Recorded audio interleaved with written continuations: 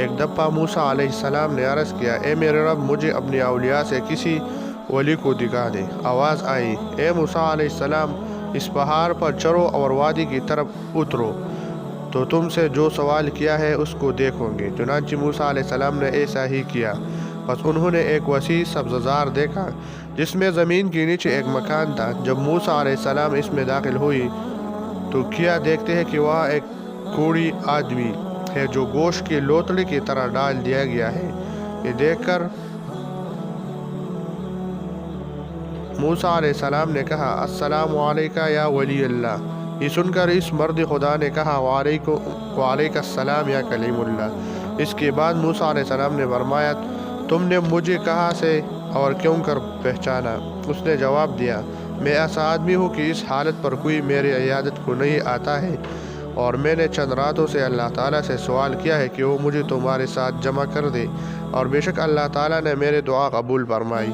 پھر موسیٰ علیہ السلام نے اس ولی سے فرمایا، اے شخص، تیری خدمت کون کرتا ہے اور تیرا کھانا اور پینا کہاں سے آتا ہے؟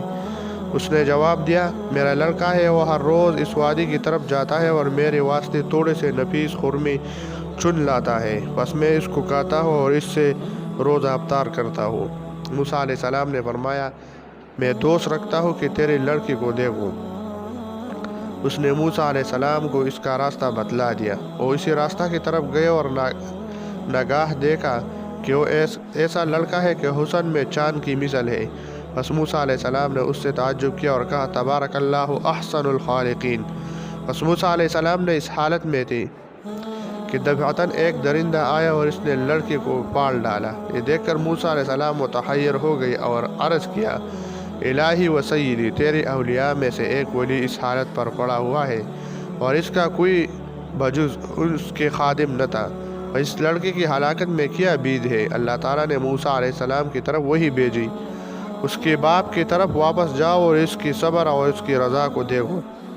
موسیٰ علیہ السلام نے اس کے پاس گئے اور اس کو اس واقعہ کی اطلاع دی۔ یہ سن کر وہ خوشی اور مسرت سے ہنسا اور اپنی آنکھ آسمان کی جانب اٹھائی اور کہا، اے میرے اللہ اور اے میرے آقا، بے شک تو نے مجھے لڑکا عنایت کیا تھا اور میں خیال کرتا تھا کہ میرے بعد یہ زندہ رہے گا، بس جب تو نے اس سے مجھے راحت دی تو اب سجدہ کی حالت میں مجھے اپنے پاس بلا لے اور میری روح قبض کر لے۔